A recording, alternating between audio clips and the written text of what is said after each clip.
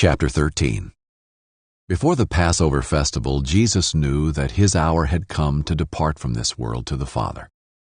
Having loved his own who were in the world, he loved them to the end. Now when it was time for supper, the devil had already put it into the heart of Judas, Simon Iscariot's son, to betray him. Jesus knew that the Father had given everything into his hands, that he had come from God, and that he was going back to God.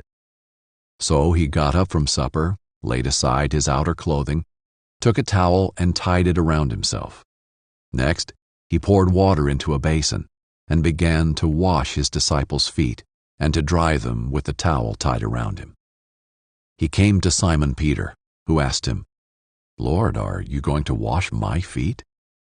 Jesus answered him, "What I'm doing you don't realize now, but afterward you will understand." "You will never wash my feet," Peter said. Jesus replied, "If I don't wash you, you have no part with me." Simon Peter said to him, "Lord, not only my feet, but also my hands and my head."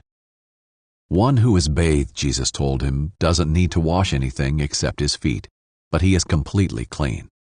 You are clean, but not all of you." For he knew who would betray him. This is why he said, "Not all of you are clean." When Jesus had washed their feet and put on his outer clothing, he reclined again and said to them, "Do you know what I have done for you? You call me teacher and Lord, and you are speaking rightly, since that is what I am. So if I, your Lord and teacher, have washed your feet, you also ought to wash one another's feet. For I have given you an example, that you also should do just as I have done for you. Truly I tell you, a servant is not greater than his master, and a messenger is not greater than the one who sent him. If you know these things, you are blessed if you do them. I'm not speaking about all of you. I know those I have chosen, but the scripture must be fulfilled.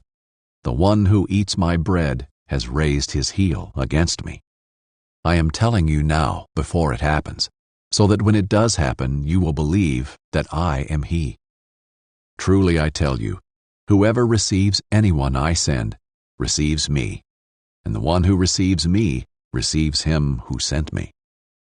When Jesus had said this, he was troubled in his spirit and testified, "Truly I tell you, one of you will betray me."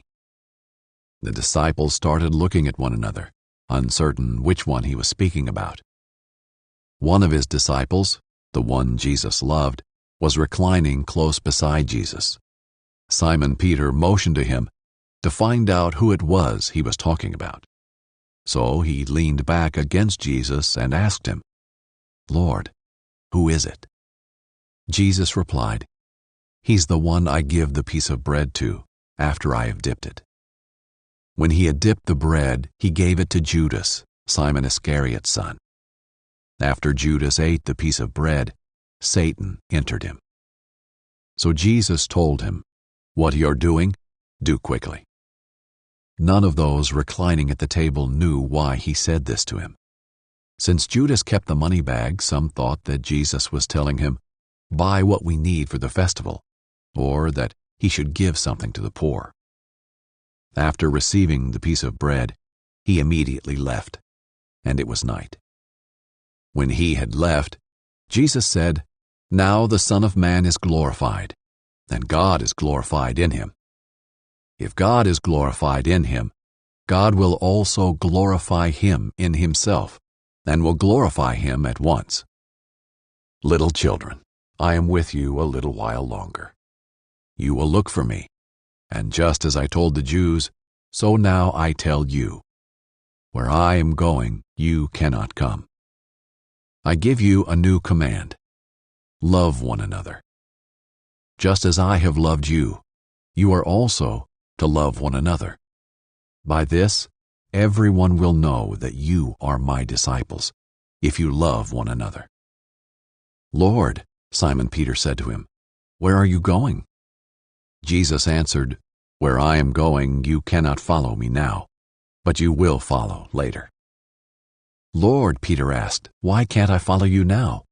I will lay down my life for you." Jesus replied, "Will you lay down your life for me? Truly, I tell you, a rooster will not crow until you have denied me 3 times.